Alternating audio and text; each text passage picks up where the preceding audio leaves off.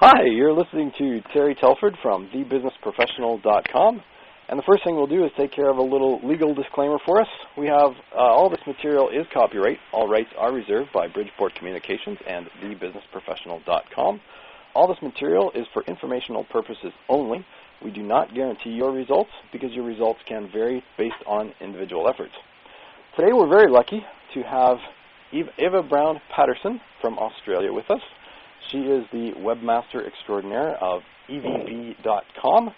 And I think we'll let you take it away, Eva. How did you, actually, first of all, thank you for being on the call. You're welcome, Terry. It's a pleasure to be here. Oh, thank you.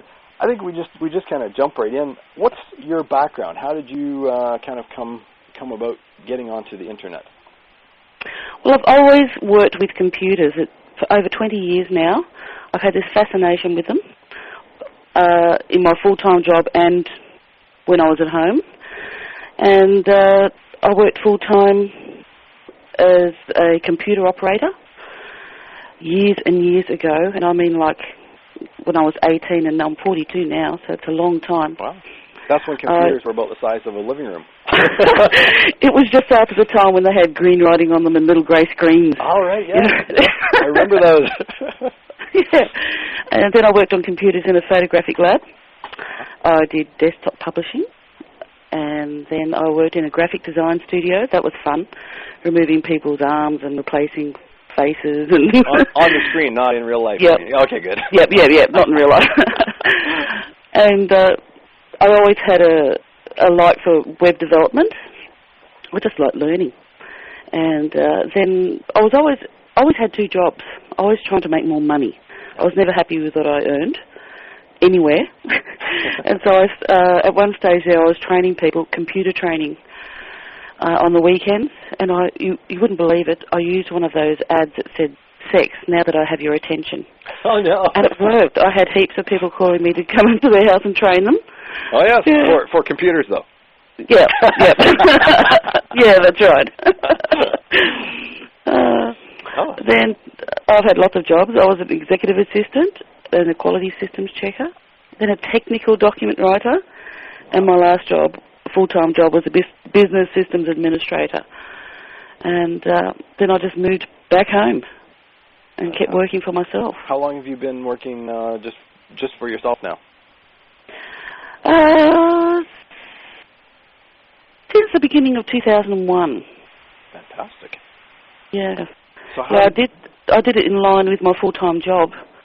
Gave myself a bit of a goal. Yeah. And it was hard, but I did it. So I don't think I could have gone much longer.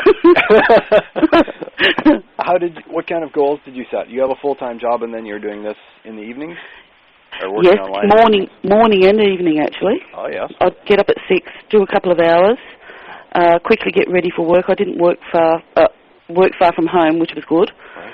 So I'd go to work, but the thing was I did some of my own work at work. Right. If I'd finished the work I was doing, instead of sitting around doing nothing, I'd have to check my email in case an order came through. Exactly, yeah. Something like that. Yeah. And then I'd come home, make dinner, and back into it again. Wow. So what was your goal whenever you were working full-time? Yep, my goal was to build up an e-zine business within 12 months to a stage that I could leave my full-time job. Fantastic. Yeah. So for somebody that's doing that right now, that they're in their full-time job, they're also doing the same thing, working online on the side. What would you say is it reasonable to, once you match your full-time income, then you could leave, or? Before. It's going to take a while to match your full-time income. Yeah. Well, of course, it depends on what your full-time income is, I suppose. Yes, that's right. I was earning really good money where I was. It was a fantastic job, but I just had this desire to work for myself. I think if you are working full-time, a good idea is to learn to read the book about the power sleep, so you can have 3 extra hours in the day. I wish I'd read it then. Where do we find that? Is this a book that you have, or? Yeah, it's actually on www.powersleep.com. Okay. And it tells you all about sleeping and how you can actually sleep less but have more energy. Oh, well, that's and it's all about sleeping patterns. I have to pick that one up. Yeah, just getting the right information. Yeah. It's great. Oh, that's super. Because I don't know how often I've spent many long hours, say 18 to 20 hours a day on a computer, gone to bed really tired and woken up really tired. Yeah. It's not a nice feeling, is it? No, that's true. That's true. So it's basically been pretty much a very natural transition for you to go from, kind of computers all the time to working online. Did you? Oh, definitely. Did you have any real kind of major hurdles or difficulties that you had to overcome? Well, the hardest thing I think was the lack of energy from working so many hours. Yeah.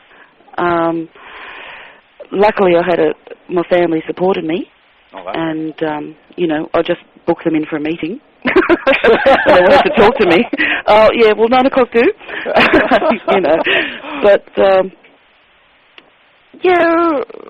there weren't any major difficulties for me, and anything that came up, I just considered a challenge and worked through it and got past it. Really, the proper attitude, I think. Sounds like definitely. You're going to come up against things, but I think it's just a learning experience. Yeah. And we have to go through these things to find out. I think that's know better. Yeah, exactly. No, I think it's perfect that you mentioned that, because I think some people get online and they expect that you can just kind of fire up the computer and print your own money. They don't understand there's actually a very large learning curve here. Oh, definitely. And when you're working for yourself, especially if you're working a full-time job at the same time, it's surprising how much effort you'll put in. Yeah. I think it does depend on the person, but I myself had a really high work ethic. I sort of thought, well, when I finish my full-time job, I'll see if I can go to the beach for a jog in the morning, because I only live 5 minutes away from the beach. Oh, wow. Never been there once. I haven't been there once. Oh, no. No, unbelievable. Total opposite. So what happened to the lifestyle we see online, that you can just go out and sit on the beach with your laptop? Oh, yes. Well, if I had a laptop. Oh, yeah. I don't. I don't particularly like them. Actually, I shouldn't say that, because I don't have one. I think they're not good ergonomically. Oh, yeah, okay. You know what I mean? Give you a sore neck and the little keyboard. Yes, I agree. Your business then, Eva, you've developed a business around affiliate marketing and e-zine marketing. Yep. Can you kind of explain your business? How did you kind of decide what you wanted to do, and how do you do that? Well, I'd always enjoyed writing. I'd always wanted to write. I actually had a dream when I was much younger of writing a book, and the internet certainly gives you, and computers certainly gives you that opportunity, without having to go through the process of going through editors and people who critique your work or anything.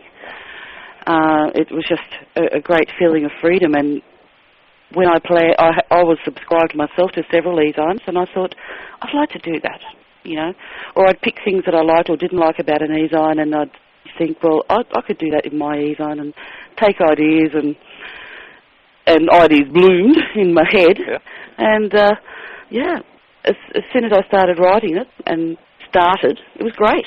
It just felt so good. It's your calling in life.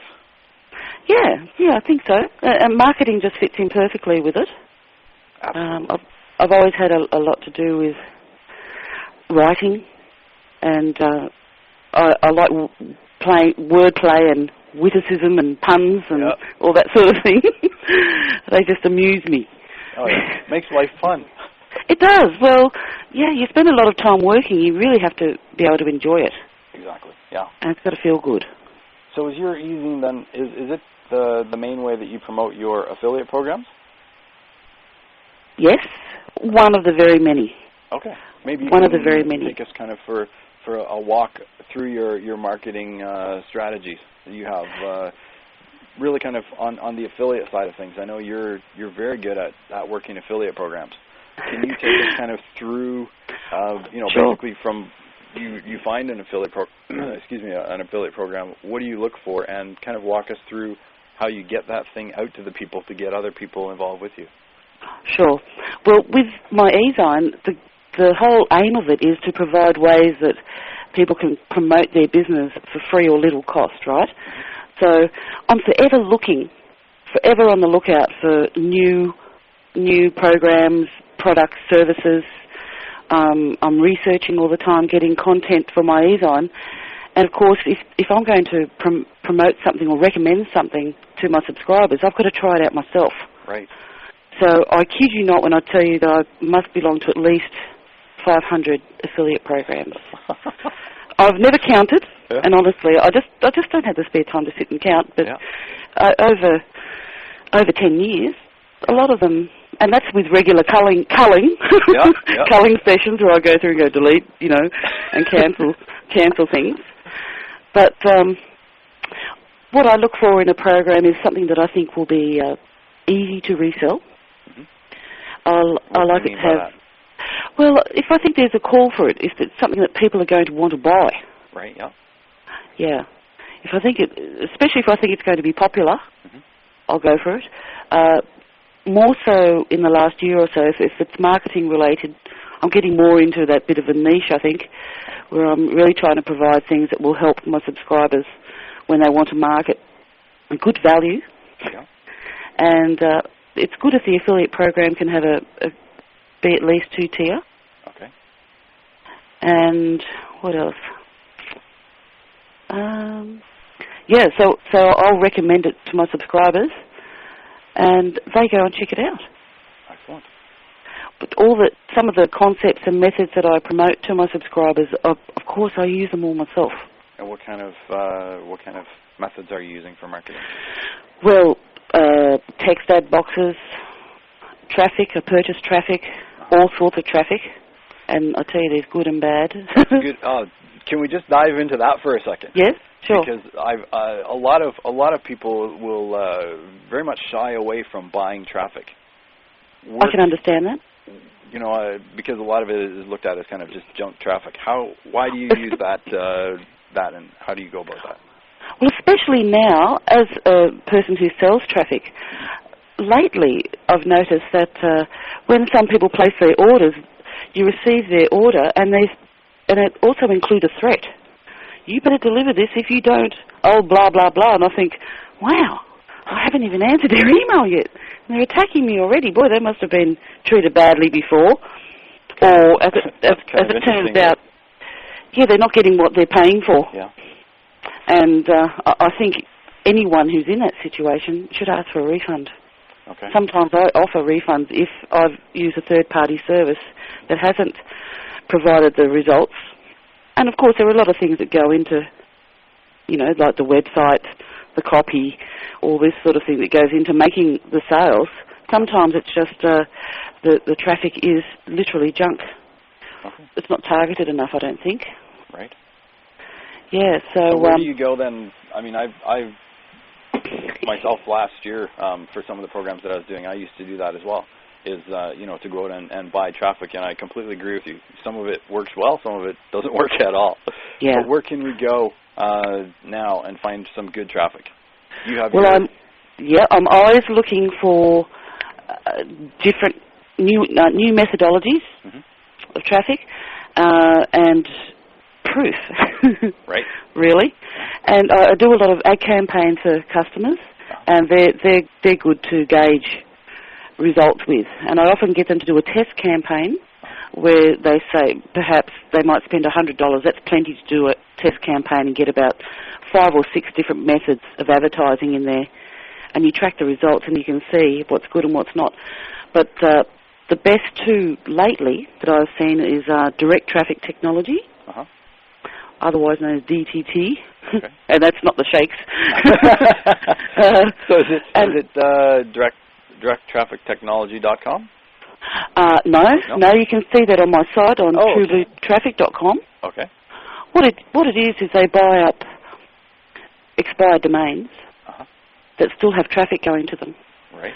So when someone does a search, and they're still going to that expired domain, instead of seeing the page that says this domain is for sale or this is a parking spot, they'll see your website. Okay. So that's really targeted. You can there's I think there's 160 categories. Wow. And it's unique traffic as well. Uh-huh. One visitor once only. Ooh, so you can buy say 5,000 to a specific category, and they're getting you're getting search engine based results. Wow. So that's really good. You'll be looking at, I think it's just under $30 for 5,000. Super. So they're good. Let's get your website then. What is it? True Blue. True-blue-traffic.com. Okay. Super. Yeah. Just want to get that out there so that we don't forget. Yeah. The other newest form of traffic, it's got some really funny names, and I'm still getting the grasp of it. Uh-huh. But they guarantee human traffic, and it's unstoppable. Unstoppable human traffic. It's a totally new concept. But listen to this. They use warp bots. A what? Warp bot. What's that? It warps you from site to site. And what else do they have? Nav Screen FX. That uses a split screen system where it shows two sites. And they have Generi bots. All, as I said, it's really new technology. Is this stuff they've just come up with, or is this is... No, the guy who created it all is a big-time programmer. Oh, wow. And he was looking for a way he was sick of the junk traffic. Yeah. He was looking for a way to assure the people that they're really getting visitors. Okay. So, that's really neat. Oh, it is. It's cool. And they're cheap.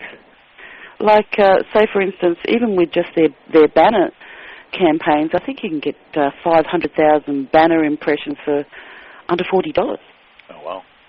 You know, that's pretty reasonable. Yeah, very much. Very much. That's good.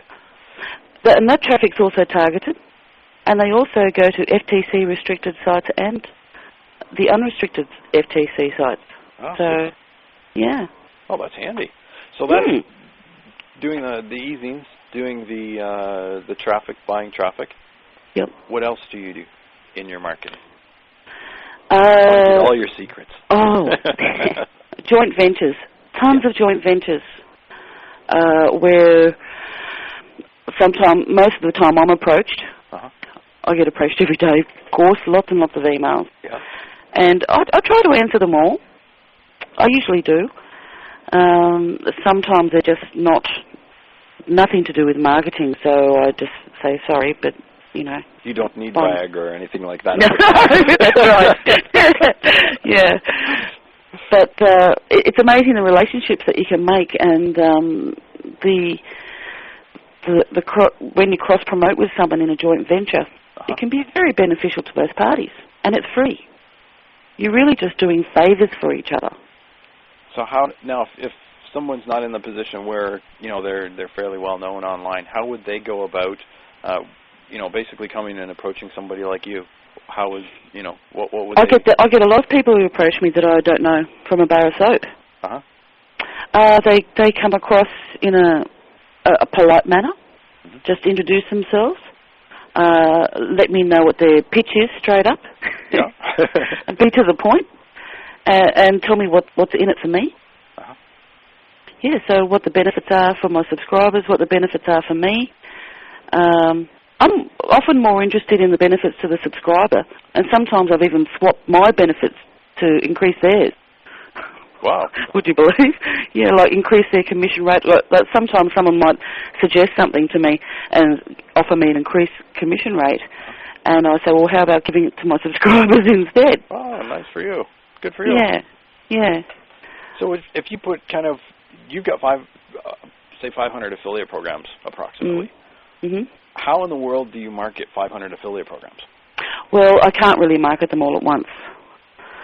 I just can't. It's spreading yourself a bit thin. Superwoman I ain't. A lot of those are affiliate traffic sites, for instance, that, like the free traffic exchanges that earn you viral credits in a program to show your websites more. Right. And a lot of them are those type of programs. They're not really so much ones where you make money, but you're making traffic. Yeah. So I think about a third of the programs I belong to would be those types. Okay. And those are driving traffic to your other affiliate sites then? Yes. Okay, super. And, I've got a little bit of a system for that. Can you share it? The start rotator page. Uh-huh. I just put all my start pages, or I've got 3. One for cash-making programs, one for start pages in exchanges, and one for free-to-join partner programs. Right. So I just promote the 3 URLs throughout all the exchanges, but they're a rotator page, and one of them's got 90 URLs in it that rotates. So, and I update that all the time as well. Try to keep it current. So what kind of no, you don't have to get specific, but what kind of an income range are you able to achieve with the affiliate program, with 500 affiliate programs? Well, considering that I'm probably not promoting more than, say, I'm not sure, say 50 or 60 at a time. Yeah. But actually I am, aren't I? I've got 90 just in that traffic. But say the money-making affiliate programs that are products and services related,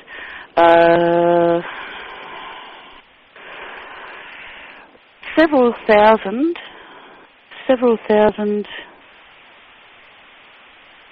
a month. Fantastic. Or more. Yeah. Just in checks. Several thousand or more. Yeah. That's fantastic. So you've now been able to either match or better the income that you had from a full-time job. Yes. And how long has that taken? That's taken then from about 2001 until right now, when we're talking, is May 2004. Yes, it's funny though, because like when they had that war last year, that really slowed things down. Sometimes it's busy on the internet, and sometimes it's not as busy. There's little trends that appear to happen, and you don't notice them until you've been online for several years. Right. Do you know what I mean? Yeah. And some months can be just great. You're just thinking, this is fantastic. It's just going to get better and better. And then the next month it may not. Right. And you think, hang on, this is supposed to be getting better and better, not going the other way. Right. But yeah, like when it rains, it pours. So now you've had quite a bit of experience online. Have you noticed the trends? Do they follow the same type of trends as an offline business, where usually the summer is kind of slow? Or is it different things, like you said, like the war has an effect on it? I think it's different to offline. Yeah? Totally different to offline. Every time I go to my local shopping centre, there's always a lot of people there shopping. Uh-huh. I think probably because they have to go there for the necessities, the food and whatnot. Yeah. And so that's why the other shops that are well placed near them are doing good business. Yeah. Yeah. But yes, I found that the year that I had set the goals to finish my full-time job was just an excellent year, and then it got better, then went down a bit last year, and now it's coming back up again this year. From about January this year, I'd noticed that business was getting better and better and better. So online kind of has its own economic scale. Oh, for sure, definitely. That's an interesting point, because I think there's a lot of similarities, of course, between doing business online and offline, especially when you're starting the business. It's basically kind of the same process. But then I think it's very unique, because people come online and they turn into a completely different animal. That's right. And then really kind of work the trends from kind of a different aspect, you could say. Yes, that's right. Now I have a pointed question for you.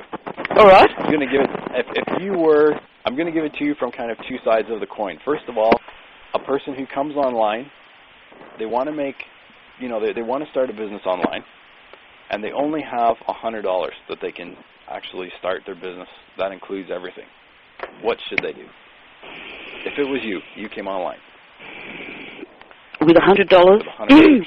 Didn't know anything? Didn't know. Well, you know how to use the internet. You know that there's a lot of stuff out there. You have basic computer knowledge. But that's it. Save it. Go out and get a job. Save it. Yeah. Set yourself up for free. Mm-hmm. and then hold on to it to spend on something that you really need. For instance, you'll need to pay for hosting. Uh-huh. You can get domain names free. I'm just thinking of the early process. Where do you go? Where do you get free domain names? At quite a few places. Just one offhand that I know of is cjb.net. Really? That's interesting. There's a new piece of information for me. I always had True Blue Traffic registered free, and it just redirects it. You just get it redirected to whatever URL you wish. Wasn't that neat? Yeah. Fantastic. Yeah. Okay, so you get yourself, that's great. You get yourself a free domain, which is extremely important to have a domain name. Mm-hmm. Get yourself some hosting. Join some affiliate programs. Yeah. If you don't know anything about web designing, because you need a web page, you don't really need a web page. Oh, well, you do. What am I saying? I'm just thinking if you can promote the affiliate web page, but start your website up, learn a bit about web design on a need-to-know basis. Mm-hmm. That's the way I've learned everything. Yeah. I don't go actively seeking out anything unless I need to know it. Yeah. Have to do it? Okay, I'll find out how and I'll do it. Yeah. And I'd say hold on to it so you could spend some money on advertising once your website's set up. Okay. So you could go out and get, of course, there's lots of templates and things out there you can get online. There's tons of things you can get free. Don't go out and buy the first ebook that you see. Okay. Because it never stops.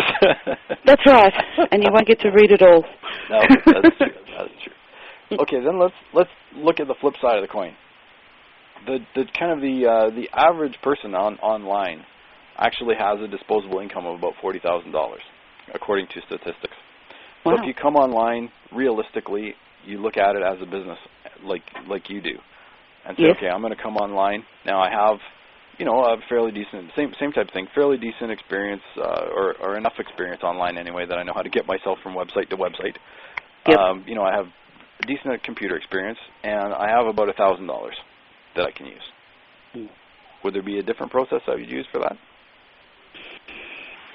Yes, I'd come up with a business plan and work out what it is that you want to do to build yourself a niche on the internet that is targeted to a particular market. Okay. And I would spend some of that money in making that business plan come to fruition, whether it involves software design or web design if it's more advanced than what you're able to do, or even hiring a freelance writer to write an ebook for you. Yeah, I'd set it up with one thing in only straight off. Super. If you could. Yeah. Or one area. Oh, that's good points. On the affiliate side of things, there's kind of two types of affiliates. We got a type 1 is basically somebody, kind of goes out and they purchase the product, they use it, they get a good feel for it, and then they promote it. And then a type 2 affiliate goes out and promotes the newest and the latest programs, and then develops, a lot of or multiple income streams. Which kind of camp do you kind of lean towards? Are you more of a purchase the product, or are you more of a promote a program? Both. Definitely both. You're in the middle of the fence. Pardon? You're on the fence. Yes, I'm sitting on the fence. I definitely work by my gut instinct and my feelings, how things feel. And if something feels right to me, and I think, wow, that's a fantastic product, I may just purchase it straight away. Yep. And I can see that, it's past that little criteria that goes through my head, yep, and I'll promote it. But if it's something that is, for instance, out of my reach money-wise, or more than what I want to spend, yep, until I've really tried it out, and it doesn't have a free trial, I'll become an affiliate instead and promote it that way. But having multiple streams of income, I think, it's quite an easy thing to do when you publish an e-zine. Yeah. Because you need to vary the content. Of course, it's good to repeat promotion so people see it again and again, but you don't want to flog it. Do you know what I mean? Yeah. Yeah. You still got to provide variety and keep up to date with everything that's going on the internet. And that's the thing, there's so many things being released all the time. Yeah. Aren't they, every day? Yeah, exactly. You just don't even see them all. No, you don't have time. I'm glad. So would it be better, then in your opinion and the programs that you're involved in, is it better to have a high-priced item that you sell less of but you make a larger commission, or is it better to have a lower-priced item that you're going to sell more of but you make less commission? I'd have to say number two. Yeah. Only because that's what I base everything on because of my e-zine. I'm always looking for something free, good value, low cost, discount price, a bargain. Yeah. A bargain to be had. And I get more thrills out of selling more of something than making more money. That's probably a bit strange, but it does.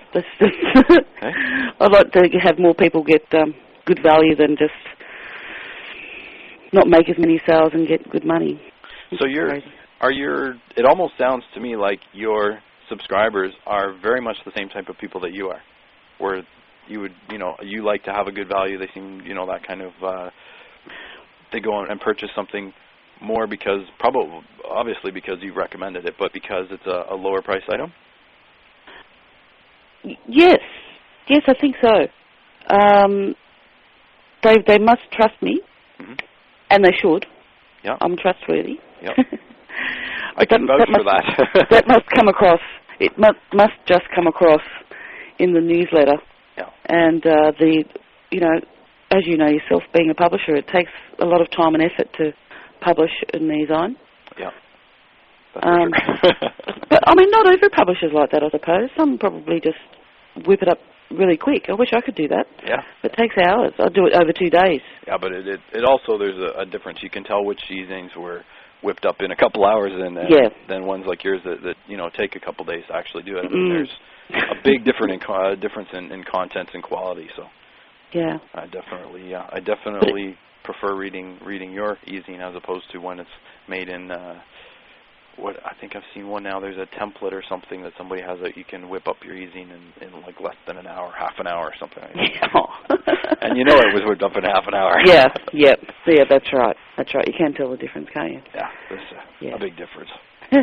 Now you are probably one of the more successful affiliates, I would say, online, which is an accomplishment. I mean, 95, again, I like statistics. One of my hobbies is kind of finding all the statistics that I can.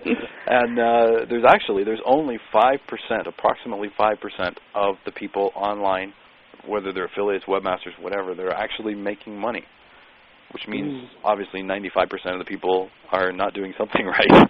That's right. What is it that you're doing, that you can kind of pass on to these people, the other 95%?